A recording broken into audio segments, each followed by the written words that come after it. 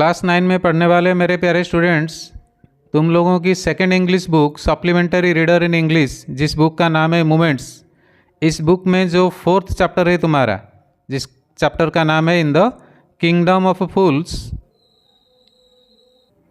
मतलब बेवकूफ़ों से भरा एक देश में। इस चैप्टर की हर लाइन हर वर्ड को समझेंगे, line by line, word by word. और जैसे तुमको पता है इस चैप्टर में टोटल 8 पेजेस है। इस वीडियो में हम पहली 4 पेजेस को कवर करेंगे, नेक्स्ट वीडियो में हम बकाया 4 पेजेस को कवर करेंगे। तो ये रहेगा वीडियो 1 और नेक्स्ट वीडियो में हम बाकी 4 पेजेस। और चैप्टर के नीचे इस चैप्टर का जो राइटर का नाम दिया है देख लो, ये रहा। क्या लिखा है? ये एक कन्नड़ा फॉकटेल है जिसको लिखे हैं A.K. रामानुजन।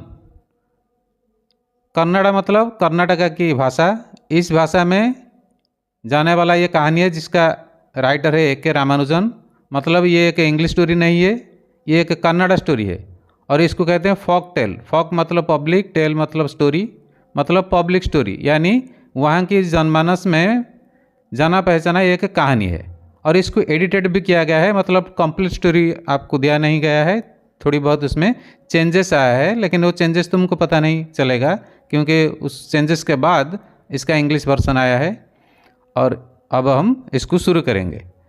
तो एक बात याद रखना, मैं इधर उधर की बात करके तुम लोगों का टाइम ज़ाया नहीं करूँगा। इस चैप्टर के हर लाइन को वर्ड बाय वर्ड बोलते जाऊँगा, स्टेप बाय स्टेप। तो इसीलिए तुम सेंटेंस के ऊपर ध्यान रखना, नज़र रखना। हो सके तो बुक को सामने खोल के रखना, बुक के ऊपर नज़र रखो और इधर मेरे बात को ध्यान से सुनो। तो चलो शुरू करते हैं। पहली sentence, in the kingdom of fools both the king and the minister were idiots. मतलब उस बेवकूफ़ों की देश में जो राजा था और उसका जो मिनिस्टर यानी मंत्री था, वो दोनों ही बेवकूफ़ यानी मूर्ख थे। They did not want to run things like other Kings.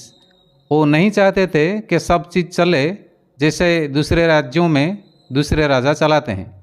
So they decided to change night into day and day into night. इसीलिए उन्होंने डिसाइड किया यानी डिसीजन लिया कि वो चेंज करेंगे, रात को दिन बनाएंगे और दिन को रात बनाएंगे। They ordered that everyone should be awake at night. इसीलिए उन्होंने ऑर्डर पास किया, आदेश दिया कि हर कोई जागेगा रात में सोएगा नहीं। टील देयर फील्ड्स, और रात में ही उसके ज़मीन को वो टील करेगा यानी जो खेती करेगा। And run their business only after dark, और अपना धंधा बिजनेस यानी दुकानदारी जो भी करेगा वो डार्क यानी अंधेरा होने के बाद करेगा, दिन में नहीं।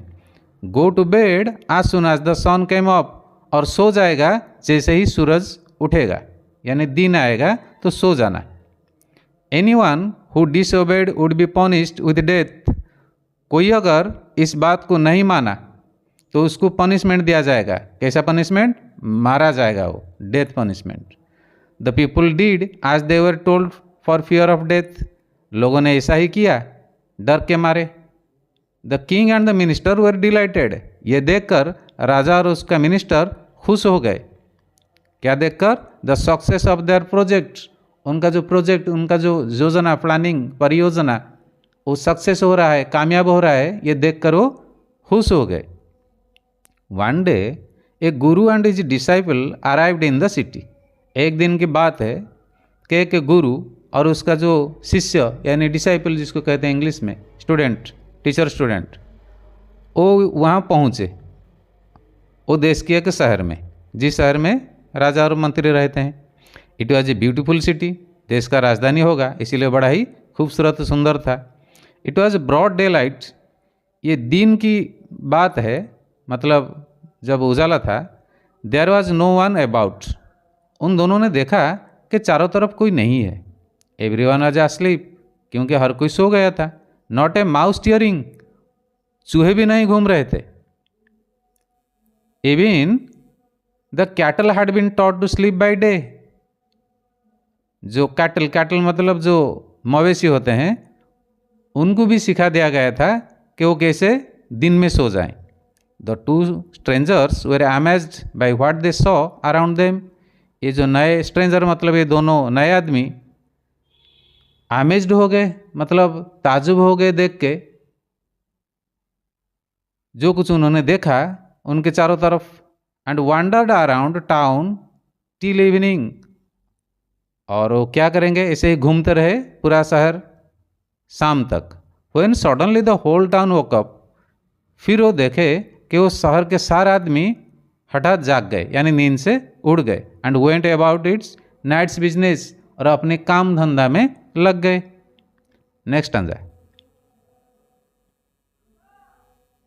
The two man were hungry, दिन भर वो कुछ खाए नहीं थे वो दोनों, गुरु एंड डिसाइपल, वो भूखे थे। Now that the shops were open, अब तो दुकान सब खुल गया है। They went to buy some groceries, इसीलिए वो दोनों थोड़ा ग्रोसरी खरीदने के लिए, ग्रोसरी जैसा राशन सामान, चावल दाल वगैरह, उसको खरीदने के लिए वो चले। टू देयर एस्टोनिशमेंट, एस्टोनिश मतलब अचंभा होना, ताजुब होना, वो अचंभ हुए, मतलब अचंभित हुए, ताजुब हुए, क्या देख के, they found that everything cost the same, उन्होंने देखा कि हर चीज़ का कॉस्ट यानी दाम सेम है, बराबर है। कितना? ए सिंगल डूडू, एक ही रुपया। Whether they bought A measure of rice और ए बॉन्च ऑफ बनानाज, ओ चावल की एक बैग खरीदें या केला की एक बॉन्च खरीदे, कुछ भी खरीदें, दाम बराबर है, सिंगल डूडू, इट कॉस्ट ए डूडू। The guru and his disciple were delighted, ये देखकर गुरु और उसका जो डिसाइपल चेला, शिष्य यानी खुश हो गए। They had never hard of anything like this, उन्होंने कभी ऐसा ना सुना था ना देखा था। They could bye all the food they wanted for a रूपी, वो सारे चीज़ खरीद सकते थे एक एक रुपया देकर। Next, when they had cooked and eaten, जब उन्होंने ग्रोसरी खरीद कर खाना पका लिया और खा लिया, the guru realise that this was a kingdom fools, वो गुरु को लगा कि ये देश बेवकूफ़ों से भरा है, and it would not be a good idea for them to stay there, ये अच्छी बात नहीं होगी, मतलब दिमाग, मतलब बुद्धि के काम नहीं होगा जब वो यहाँ रहेंगे, मतलब ये डेंजर जगह है। This is no place for us, ये जगह हमारे लिए नहीं है, लेट्स गो, चलो चले जाएंगे। He said to his disciple, उन्होंने बोला, कौन? गुरु बोला अपने डिसाइपल को। But the disciple did not want to leave the place, लेकिन जो शिष्य था वो नहीं चाहता था ये जगह छोड़ के जाने के लिए। Everything cheap here, everything was cheap here, क्योंकि यहाँ हर चीज़ सस्ती थी। All he wanted was good cheap food, और उसका तो वांट यानी चाहत था कि अच्छी खाना मिले और सस्ते खाना मिला, और मिल भी जाता है। देन द गुरु सेड, फिर गुरु बोला, next page, they are all fools, यहाँ हर कोई फूल है, मतलब बेवकूफ़ है। This won't last very long, और ऐसी हालत ज़्यादा दिन नहीं चलेगा। And you can tell what they will do to you next, और हम बता नहीं पाएंगे कि वो हमारे साथ आगे चलकर क्या करेंगे। But the disciple would not listen to the guru's wisdom, लेकिन डिसाइपल ने नहीं सुना गुरु की ज्ञान की बात। ही वांटेड टू स्टे, उसने चाहा कि वो यहाँ रहेगा। The Guru finally gave up, जब गुरु समझाने में नाकाम रहा, वो गेव अप कर दिया, मतलब समझाना छोड़ दिया। एंड सेड, और बोला, डू व्हाट यू वांट, कर तू जो चाहता है, आई एम गोइंग, लेकिन मैं जा रहा हूँ।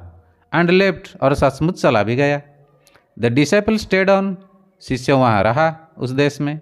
Eight his fill every day, हर दिन पेट भर कर खाया। Bananas and ghee and rice and wheat, सब खाया उसकी मर्जी की चीज़, जैसा केला खाना, घी खाना, भात खाना, गेहूँ खाना, रोटी खाना, ये सब।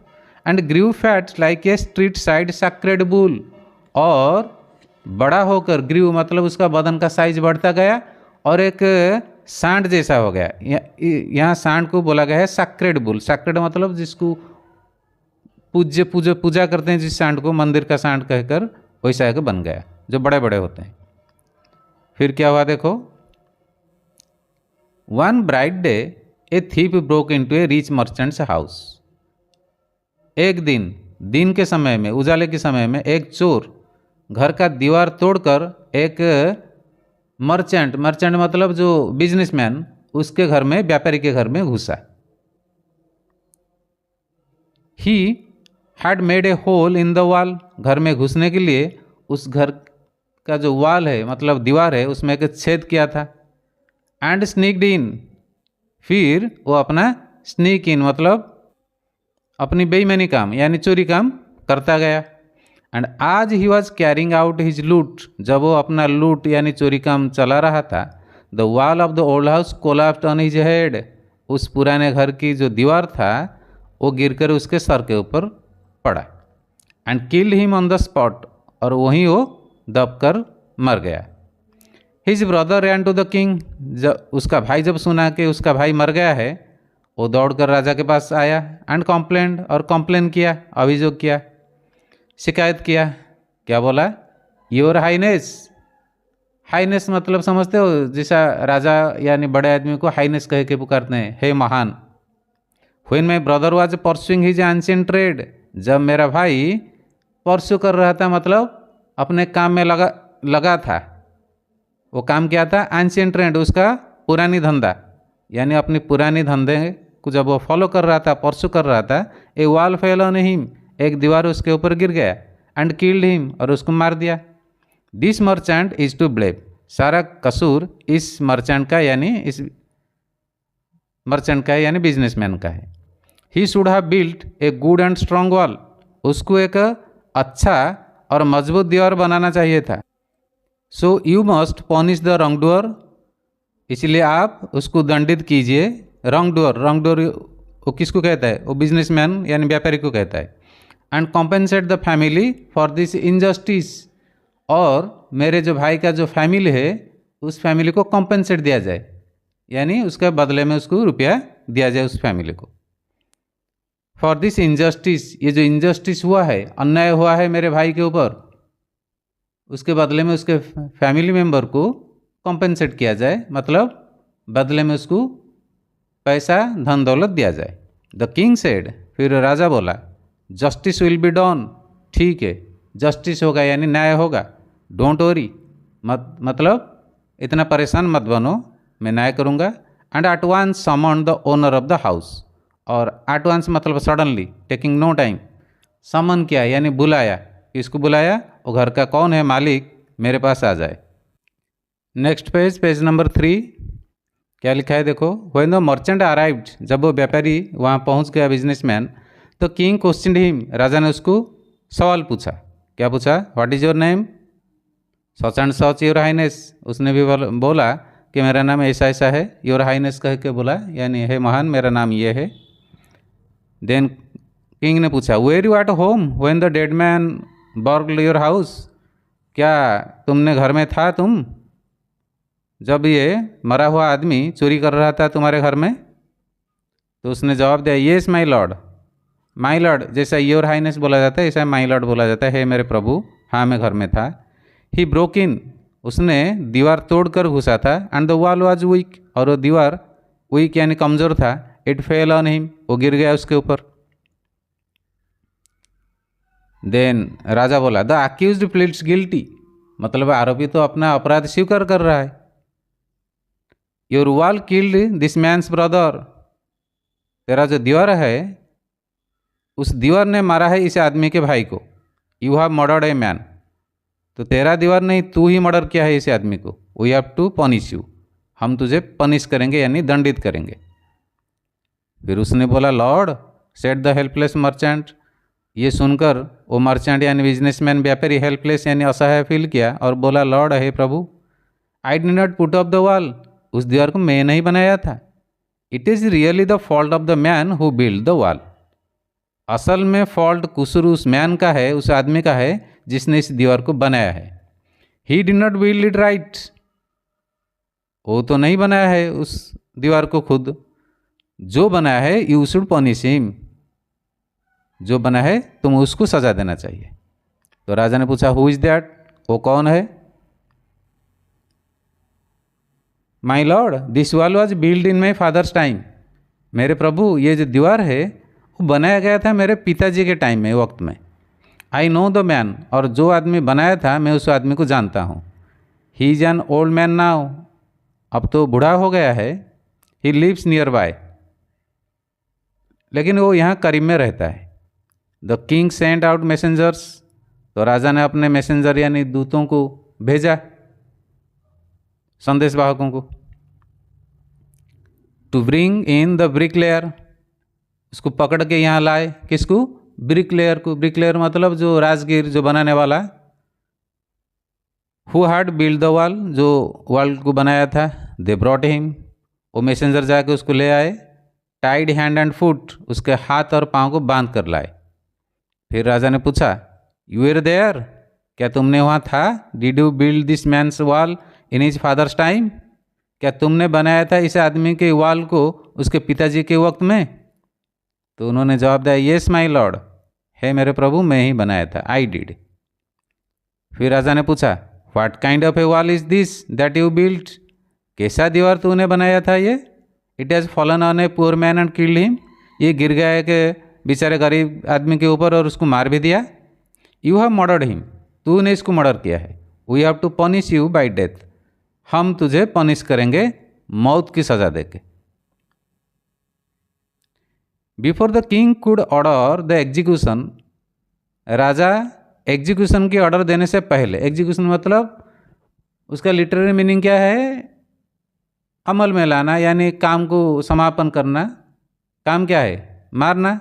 तो मारने से पहले द पुअर ब्रिकलेयर प्लीडेड, वो बेचारा राजगीर प्लीड किया, मतलब रिक्वेस्ट किया, निवेदन किया। क्या बोला? Please listen to me before you give your orders, थोड़ा मेरा बात भी सुनो आप अपने ऑर्डर देने से पहले। It is true I build this wall, ये बात सच है कि मैं उस दीवार को बनाया था। And it was no good, हाँ ये सही भी नहीं था। But that was because my mind was not in it, ये इसीलिए वीक यानी कमज़ोर दीवार बना क्योंकि मेरा मन उस काम पर नहीं था। आई रिमेंबर वेरी वेल, मेरा अच्छे से याद है। ए डांसिंग गर्ल, एक डांसिंग गर्ल को मैं अच्छे से याद रखा हूँ, यानी नाचने वाली लड़की। Who was going up and down that street, जो उस रास्ते में आना जाना करती थी ऑल डे, दिन भर, विथ हर एंकलेट्स जिंगलिंग, और वो एंकलेट पहनी हुई थी, मतलब पाँव में नुपुर यानी पायल पहनी हुई थी, और वो जिंगलिंग कर रही थी, मतलब झंझनाहट साउंड, आवाज़ आ रही थी उसकी एंकलेट से। And I could not keep my eyes और my mind on the wall, और इसीलिए मैं अपना आँख और दिमाग वॉल के ऊपर यानी काम के ऊपर नहीं रख पाया।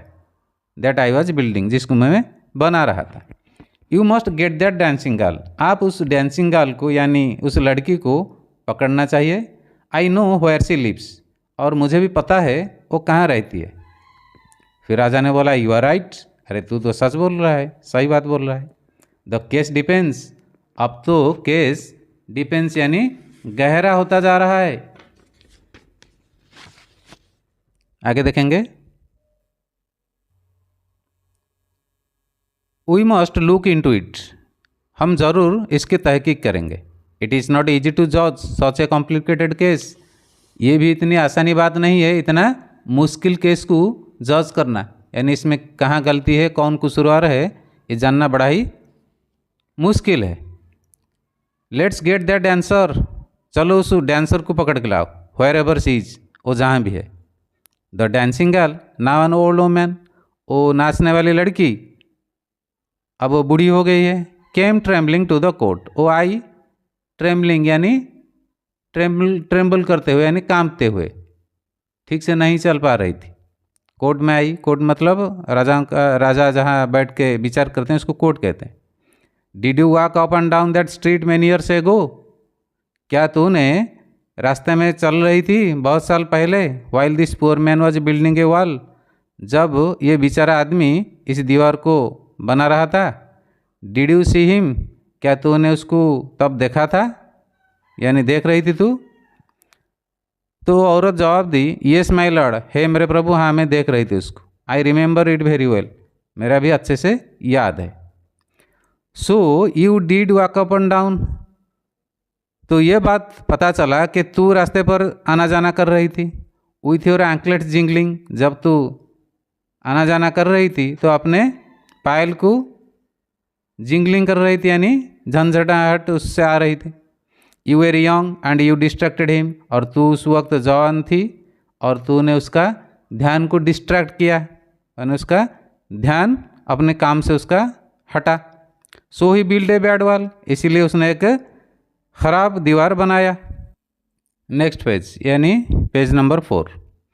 It has fallen on a poor burglar, और वो जो ख़राब दीवार वो बनाया था वो अब गिर गया है कि बेचारे डकैत के यानी चोर के ऊपर। एंड किल्ड हिम, उसको मार भी दिया।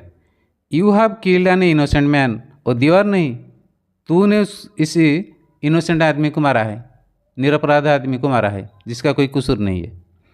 You will have to be punished, तो तुझे दंडित किया जाएगा। She thought for a minute, ये बात सुनकर, राजा की ये बात सुनकर उस औरत ने 1 मिनट के लिए सोची। एंड सेड, फिर बोली, माई लॉर्ड, हे मेरे प्रभु, वेट, थोड़ा इंतज़ार कीजिए। I know now why I was walking up and down that street, मुझे भी मालूम हो गया, मैं जान गया मैं क्यों उस रास्ते में आना जाना कर रही थी। I had given some gold to the goldsmith, मैं कुछ गोल्ड दिया था एक सोनार को कुछ बनाने के लिए। To make some jewellery for me, कुछ ज्वेलरी बनाया गया मेरे लिए, यानी नाक के लिए, कान के लिए या गले के लिए ऐसे कुछ दी थी। He was a lazy scoundrel, वो बड़ा ही लेजी था, मतलब सुस्त आदमी था, और स्काउंड्रेल यानी एक बदमाश किस्म का आदमी था। He made so many excuses, वो हमेशा बहाना बनाता था, एक्सक्यूजेस, बहुत सारा बहाना करता था। Said he would give it now, बोलता था वो अब दे देगा। And he would give it then, हाँ बाद में कुछ देर के बाद दे देगा। And so on all day, दिन भर ऐसा ही मुझे परेशान करता था। He made me walk up and down to his house a dozen times, वो मुझे मजबूर करता था बार बार उसके घर को जाने के लिए। Next paragraph. That was when this bricklayer saw me, तब ये ब्रिकलेयर यानी ये राजगीर मुझे देखा।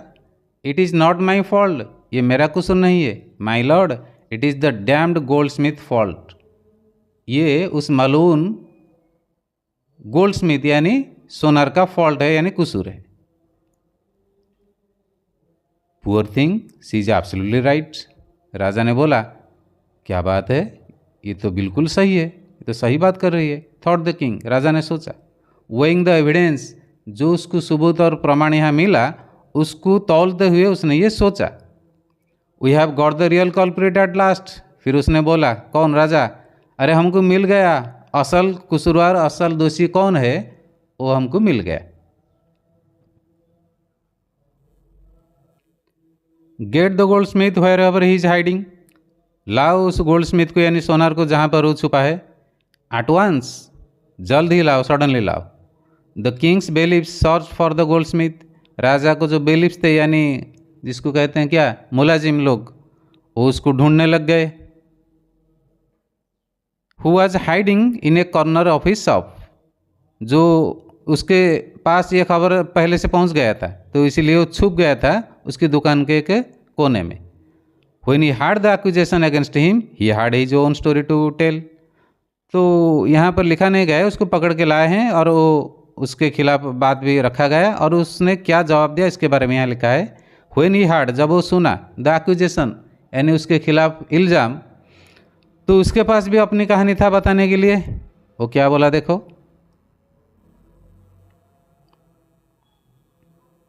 माई लॉर्ड, ही सेड, उसने बोला, हे मेरे प्रभु, I am a poor goldsmith, मैं एक गरीब सोनार हूँ। It is true I made this dancer come many times to my door, ये बात सच है कि मैं इस डांसर लड़की को परेशान करता था बार बार मेरे दरवाजे पर आने के लिए। आई गेव हर एक्सक्यूजेस, मैं उसको बहाना देता था, काम नहीं देता था, बहाना देता था। Because I could not finish making her jewellery, क्योंकि मैं उसका ज्वेलरी को बनाना ठीक वक्त पर ख़त्म नहीं कर पाता था। Before I finish the rich merchants order, क्योंकि मेरे पास एक रिच मर्चेंट, एक बड़ा ही धनी व्यापारी का ऑर्डर मेरे पास था, उसका काम फिनिश करने से पहले इसका मैं काम फिनिश कर नहीं पाता था, इसीलिए मैं बहाना करता था। They had a wedding coming, वो जो रिच मर्चेंट है उनका एक शादी घर आने वाला था। दे वुड नॉट वेट, वो तो इंतज़ार नहीं करेंगे। You know how impatient rich man are, और आपको तो पता है वो कैसे, यानी रिच मर्चेंट कैसे इम्पेशेंट अधूरे होते हैं। Next, who is this rich merchant? अरे ये रिच मर्चेंट कौन है? Who kept you from finishing this poor woman's jewellery? जिसने तुमको बाध्य किया यानी मजबूर किया इस गरीब औरत यानी इस गरीब लड़की की काम को ख़त्म करने से रोका तुमको, यानी उसका काम पहले हो इसका काम बाद में हो। Made her walk up and down, और उसकी वजह से ये लड़की बार बार तेरे पास आना जाना करता था। व्हिच डिस्ट्रैक्ट द ब्रिकलेयर, और इसके आना जाना इस राजगीर के काम को डिस्ट्रैक्ट किया, यानी उसका मन विचलित हुआ। Which made a mess of his wall, जिसकी वजह से उसने एक बेकार की दीवार बनाया। व्हिच हैज नाउ, जो अब has fallen on an innocent man, जो आके अब एक इनोसेंट मैन यानी एक मासूम बेकसूर आदमी के ऊपर गिर गया है। एंड किल्ड हिम, मार भी दिया है। कैन यू नेम हिम, क्या तू उसका नाम बता सकता है? तो हम आ गए हैं 5th पेज को, और इसकी आगे एक्सप्लेनेशन हम नेक्स्ट वीडियो में करेंगे। Okay, thank you for watching.